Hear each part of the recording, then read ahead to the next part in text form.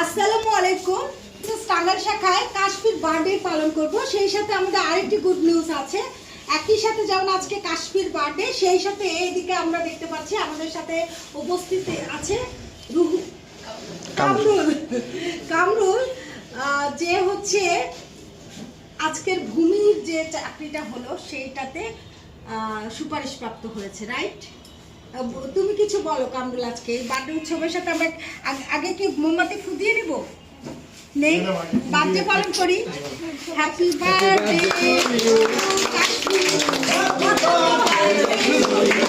আজকে দুটা বলা হচ্ছিল, একজনের নাম কাশফি, একজনের নাম কামরুল, সব ক দিয়ে।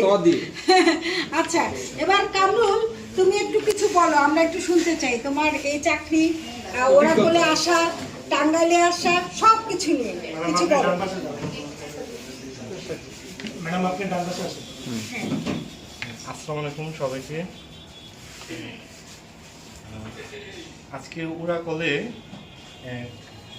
দেখতেছি কাশফির হচ্ছে জন্মদিনের শুভেচ্ছা রইল। আর যে ব্যাপারটা হলো, ভূমি রেকর্ড ও জরিপ অধিদপ্তরে আজকে হচ্ছে কোপিস্ট কামরুল বেঞ্চ সরকারি এটা রেজাল্ট। তো দেখলাম যে হচ্ছে রুল আসছে, মানে জব। এটা তোমার প্রথম সরকারি চাকরি? হ্যাঁ, এটা আমার প্রথম জব। আর আমি হচ্ছে ওরা কলে ভর্তি হই 47 এ ভর্তি হয়েছে, মাত্র এক বছরও হয়নি।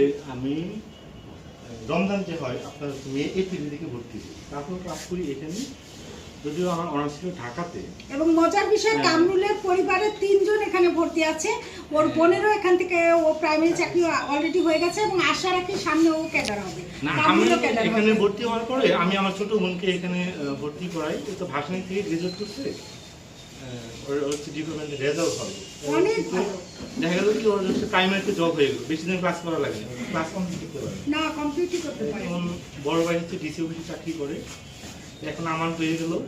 তো আমাদের হচ্ছে শফিক স্যার হচ্ছে আনসার ক্যাডার, উনি একদিন বললেন আমাদের নিচে নিয়ে চা খাচ্ছিলাম, বললো যে তোমরা হচ্ছে ইন্টারিম গভর্নমেন্টের মধ্যে একটা জব কনফার্ম করো, যে কোনো গ্রেডের হোক।